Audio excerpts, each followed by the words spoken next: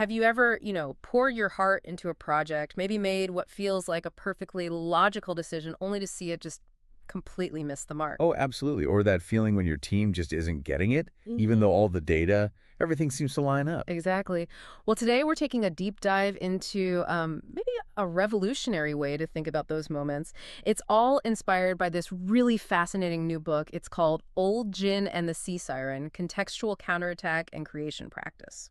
Yeah, and what's really powerful about this book, I think, is how it unpacks why our logical plans often fail. Mm, And it's not always because the logic itself is flawed, right. but because of something deeper. It introduces what it calls a contextual combat system, Wow. Right. which is essentially, a toolkit for understanding and navigating these unseen forces, the ones that trip up everything from big corporate decisions right down to a startup's, very first steps. Mm-hmm. It argues that recognizing what it calls contextual bias, well, that offers a completely fresh lens, a new way to see why things go wrong and, maybe more importantly, how to start fixing them. Okay, so our mission today for you listening is to sort of pull back the curtain on these hidden interferences, this thing the book calls the contextual effect. Mm. Because what if the real battlefield, the place where decisions truly succeed or fail?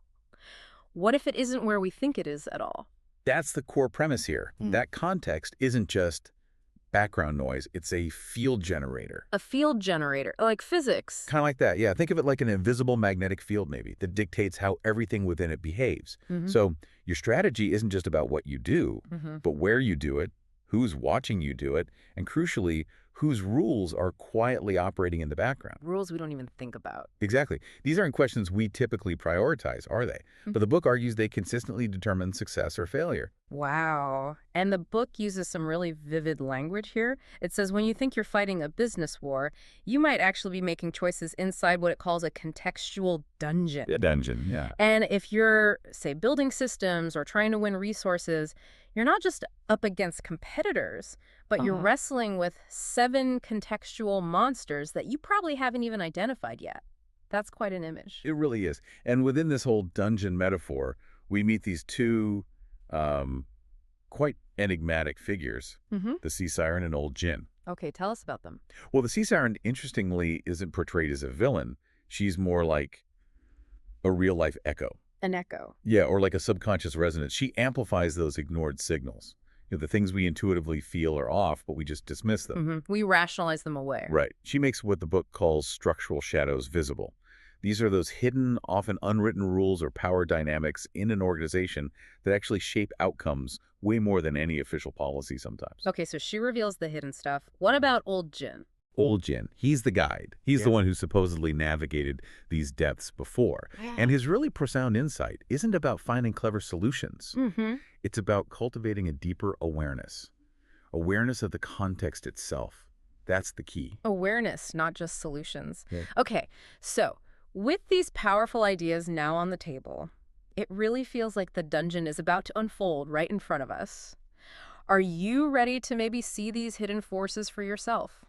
Okay, let's really dig into this then, because this contextual effect, it seems like it's the real core here. It really is. The central piece. Right, and we usually rely so heavily on, logic, data, making rational decisions. That's the standard approach. So why does the book argue that this unseen contextual thing is often more powerful? Why does it trip up our thinking, especially when we're trying to build something new or, make those critical choices? It's a really powerful concept. Yeah. The book defines the contextual effect as like the underlying structure. Think of it as the inviolable operating system, maybe. An operating system? Yeah, that quietly dictates outcomes, even when all your spreadsheets and your logical arguments seem to say something else entirely. Can you give an example? Sure. Imagine launching a product that's like statistically perfect for its target market.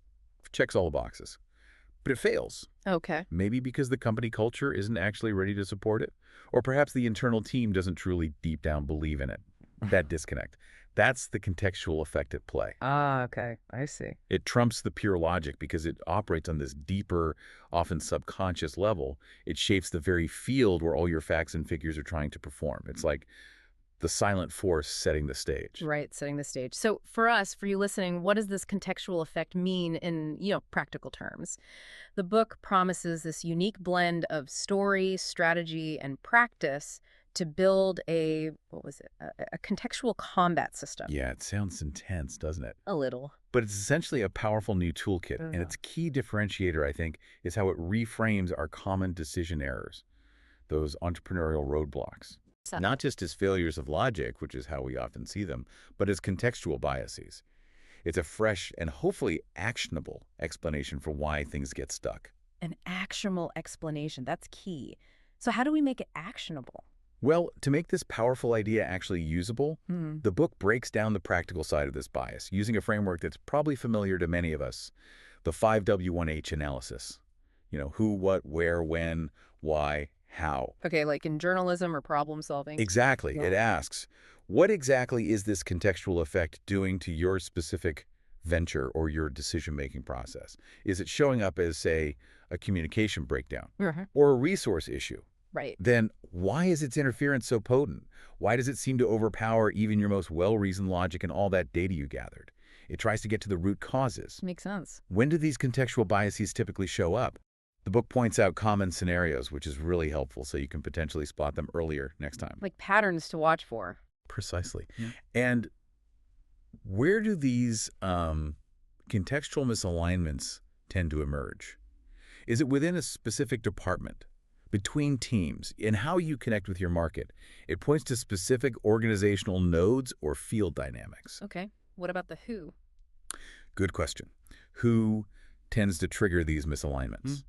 And maybe just as importantly, who ends up bearing the consequences? Mm. Understanding that human element is absolutely crucial. Yeah, it always comes back to people, doesn't it? It often does. Yeah. And finally, and this is the really practical bit, how do you begin to identify these things, respond to them, and ideally, ultimately transform these misaligned contexts? It gives you those initial steps to take. Okay, that 5W1H framework sounds like a really concrete way to start analyzing this, but that leads to the big question, doesn't it? How do we actually spot these contextual misalignments in real life, especially if they're often invisible? That's the million-dollar question, isn't it? Yeah. And the book tackles this head-on. Part I is actually dedicated to famous cases, which makes it incredibly tangible. Oh, real examples. Good. Yeah, for instance, it digs into something called the care coach, contextual misinterpretation event. This was apparently a brilliant tech solution for caregiving, Uh-huh. but it ran into significant issues. Not because the tech was bad, but because it fundamentally misunderstood the subtle, very human context of caregiving itself. The tech didn't fit the real situation. Wow. Okay. Misunderstanding the human context. Or another example they use is value misalignment in family business succession. You see this all the time, right? Perfectly rational business plans get completely derailed because unspoken, often generational values clash. Yeah, the classic dad wants this, the kids want that, but nobody says it directly. Exactly. These aren't just abstract theories. They're real-world situations where this hidden contextual bias directly led to some really costly misjudgments. Okay, so the cases help make it real. And then building on that, the book introduces this incredibly clever metaphor